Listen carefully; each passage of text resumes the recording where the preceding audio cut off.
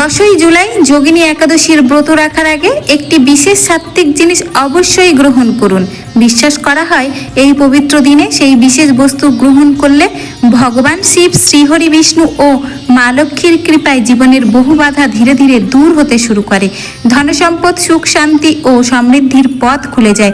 এমনও বলা হয় এই শুভ প্রভাবে আগামী প্রজন্ম পর্যন্ত ঐশ্বর্যের আশীর্বাদ লাভ করতে পারে। বন্ধুরা, 10ই জুলাইয়ের যোগিনী একাদশী অত্যন্ত পুণ্যময় ও ফলদায়ক বলে মনে করা হয়।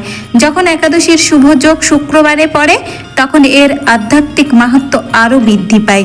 এই দিনে স্নান, দান, জপ, ভগবান শিবের অভিষেক এবং শ্রীহরি বিষ্ণুর ও মা লক্ষ্মীর পূজা করলে বিশেষ পুণ্য লাভ হয় বলে ধর্মীয় বিশ্বাস আছে। ধর্মীয় মান্যতা অনুযায়ী যেসব মা বোনেরা ভক্তিভরে ও নিয়ম মেনে এই ব্রত পালন করেন এবং ব্রতের সময় একটি বিশেষ গোপন সাত্ত্বিক বস্তু গ্রহণ করেন তাদের জীবনের দুঃখ কষ্ট ধীরে ধীরে দূর হতে থাকে। সংসারে সুখ, শান্তি, সমৃদ্ধি ও সৌভাগ্যের আগমন ঘটে। পরিবারের আর্থিক সমস্যা কমতে শুরু করে। ঘরে ইতিবাচক শক্তির সঞ্চার হয় এবং ধনসম্পদের বৃদ্ধি ঘটে। যদি কারো জীবনে বারবার বাধা আসে, কাজ শেষ মুহূর্তে আটকে যায় বা মন সবসময় অশান্ত থাকে, তাহলে যোগিনী একাদশীর এই পবিত্র দিনটি ভগবানের আরাধনার জন্য অত্যন্ত শুভ বলে ধরা হয়। আন্তরিক ভক্তি ও প্রার্থনা মানুষের জীবনে নতুন আশার আলো নিয়ে আসে। ধর্মীয় বিশ্বাস অনুযায়ী এই দিনে দান পুণ্য করা, শিবলিঙ্গে জল অর্পণ করা এবং শ্রীহরির বিষ্ণুর মন্ত্র জপ করা অত্যন্ত ফলদায়ক। সন্তান লাভ, দাম্পত্য সুখ, ধনধান্য এবং পরিবারের উন্নতির কামনায়ও এই দিনটি বিশেষ গুরুত্বপূর্ণ বলে মানা হয়। পরবর্তী অংশে আমরা জানাবো ব্রত ভাঙার আগে কোন বিশেষ সাত্ত্বিক গ্রহণ করা শুভ বলে ধরা হয়, যোগিনী একাদশীতে কোন কোন খাবার খাওয়া উচিত, কোন খাবার সম্পূর্ণ এড়িয়ে চলা উচিত, এই দিনে কোন 5টি কাজ কখনোই করা উচিত নয় এবং এমন কিছু সহজ ধর্মীয় উপায় যা ভক্তিভরে পালন করলে ভগবান শিব, শ্রীহরি বিষ্ণু ও মা লক্ষ্মীর কৃপায় লাভের মান্যতা রয়েছে। কারণ যোগিনী একাদশী বিশেষভাবে উপবাস, জপ, ধ্যান ও ঈশ্বর স্মরণের দিন। তাই 10 জুলাই এই 5টি কাজ কখনোই করবেন না। ধর্মীয় বিশ্বাস অনুযায়ী এই কাজগুলো করলে জীবনে নানা বাধা, অর্থকষ্ট ও অশান্তি আসতে পারে এবং মা লক্ষ্মীর আশীর্বাদ থেকে মানুষ বঞ্চিত হতে পারে। একই সঙ্গে আমরা জানাবো যোগিনী একাদশীর দিনে কোন কোন বস্তু দান করলে ধনসম্পদের অভাব দূর হওয়ার মান্যতা রয়েছে। বলা হয় এই দিনে সৎ উদ্দেশ্য দান করলে আয়ের নতুন পথ খুলে যেতে পারে এবং সংসারে সমৃদ্ধি আসে। তাই একটি বিষয় মনে রাখবেন, ভিডিওটি কখনোই অর্ধেক থেকে বন্ধ করবেন না। অনেকেই সম্পূর্ণ তথ্য না জেনে সিদ্ধান্ত নেন, তারপরে বলেন কেন জীবনে সফলতা আসছে না। তাই পুরো ভিডিওটি মন দিয়ে দেখুন, কারণ সম্পূর্ণ তথ্য জানলেই প্রকৃত উপকার পাওয়া যায়। বন্ধুরা, 10ই জুলাই যোগিনী একাদশীর দিনে এই একটি বিশেষ সাত্ত্বিক বস্তু অবশ্যই গ্রহণ করুন। ধর্মীয় বিশ্বাস অনুযায়ী এতে সৌভাগ্য, সমৃদ্ধি ও অর্থলাভের পথ সুগম হয়। অনেকের বিশ্বাস বহু বছর পর এমন শুভ যোগে এই যোগিনী একাদশী এসেছে, তাই এই দিনটিকে অত্যন্ত শুভ ও বিরল বলে মনে করা হয়। এই দিনে ভক্তিভরে করা পুজো, জপ, দান কিংবা অন্য যে কোনো সৎকর্ম শুভ ফল প্রদান করে বলে ধর্মীয় মান্যতা রয়েছে। যোগিনী একাদশী বছরে মাত্র একবার আসে, তাই এই দিনটি কোনোভাবেই অবহেলা করা উচিত নয়। ব্রত পালন করুন, সন্ধ্যায় প্রদীপ জ্বালান, ভগবান শ্রীহরি বিষ্ণু ও মা লক্ষ্মীর পূজা করুন এবং ভিডিওর শেষে যে বিশেষ উপায়টি জানানো হবে সেটিও অবশ্যই পালন করুন। পাশাপাশি যোগিনী একাদশীর ব্রত কথাও অবশ্যই শ্রবণ করুন।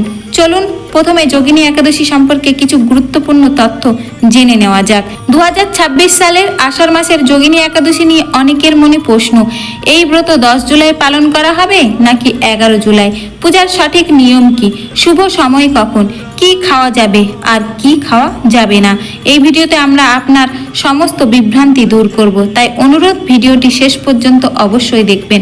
অনেক বন্ধুরা জানতে চায় যোগিনী একাদশীর দিনে কি চাল খাওয়া যায়। যারা প্রথমবার ব্রত রাখছেন তারাও কি এই ব্রত পালন করতে পারবেন? এই সব প্রশ্নের উত্তর আজকের ভিডিওতেই পাবেন।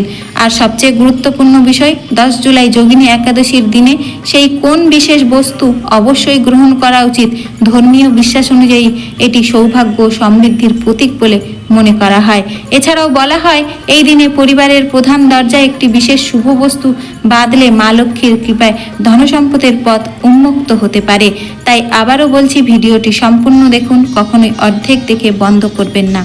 এবার জেনে নেওয়া যাক 2026 সালের যোগিনী একাদশীর সঠিক তিথি ও শুভ মুহূর্ত। হিন্দু পঞ্জিকা অনুযায়ী 2026 সালে যোগিনী একাদশী পালিত হবে 10ই জুলাই শুক্রবার। পঞ্জিকা অনুসারে আষাঢ় মাসের কৃষ্ণপক্ষের একাদশী তিথি শুরু হবে 10 জুলাই 2026 সকাল 8টা 15 মিনিট এবং শেষ হবে 11 জুলাই 2026 5টা 22 মিনিটে। উদয়া তিথি নিয়ম অনুযায়ী এবছর 10 জুলাই শুক্রবারই যোগিনী একাদশীর ব্রত ও পূজা পালন করা হবে। ব্রত পালনের শুভ সময় থাকবে 11ই জুলাই দুপুর 2:50 মিনিট থেকে বিকেল 4:36 মিনিট পর্যন্ত। এবার জেনে নেওয়া যাক যোগিনী একাদশীর পূজার সঠিক নিয়ম। এই দিনে ভোরে স্নান করে পরিষ্কার বস্ত্র পরিধান করুন, মনে ভগবান বিষ্ণু ও মা লক্ষ্মী স্মরণ করুন। এরপর পূজার স্থান পরিষ্কার করে একটি চৌকির উপর হলুদ কাপড় বিছিয়ে সেখানে ভগবান বিষ্ণু ও মা লক্ষ্মীর ছবি বা মূর্তি প্রতিষ্ঠা করুন। প্রদীপ জ্বালান, গঙ্গাজল ছিটিয়ে স্নান পবিত্র করুন এবং তারপর ভক্তি ভরে পূজা শুরু করুন। এরপর ভগবানের উদ্দেশ্যে ধূপ, দীপ, ফুল, তুলসী পাতা, অক্ষত এবং ভোগ নিবেদন করুন। ধর্মীয় বিশ্বাস অনুযায়ী ভগবান বিষ্ণুকে তুলসী পাতা এবং মা লক্ষ্মীকে পদ্মফুল অর্পণ করা অত্যন্ত শুভ। ভোগ হিসেবে মিষ্টি, ক্ষীর বা সিদ্ধ ভাত নিবেদন করতে পারেন।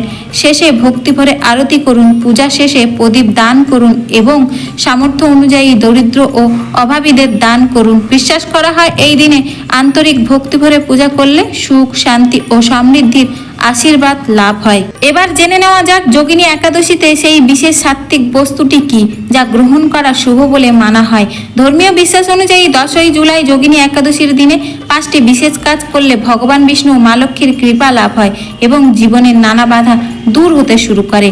বন্ধুরা, যোগিনী একাদশীর দিনে এমন একটি বস্ত্র গ্রহণ করা শুভ বলে মনে করা হয় যা জীবনে সৌভাগ্য ও মঙ্গল ডেকে আনে। বিশেষ করে সন্তানের সুখ, সন্তানের উন্নতি এবং পরিবারের কল্যাণ কামনায় প্রত্যেক মা বাবার এই দিনে সেই বিশেষ সাত্ত্বিক খাদ্য গ্রহণ করা উচিত বলে ধর্মীয় বিশ্বাস রয়েছে।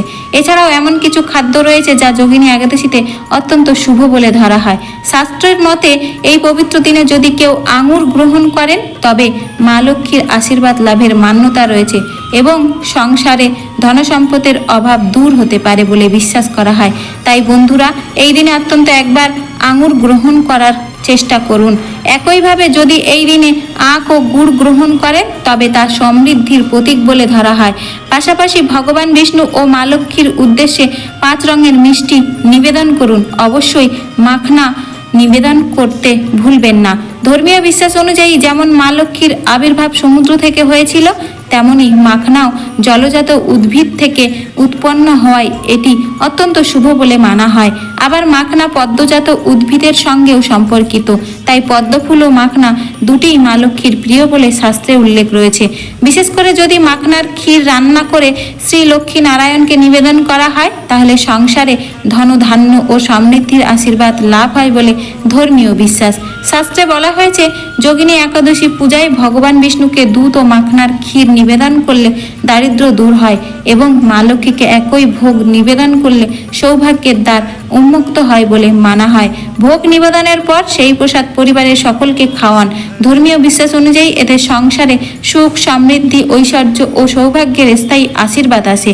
এবার জেনে নিন যোগিনী একাদশীর দিনে কোন কোন খাবার এড়িয়ে চলা উচিত।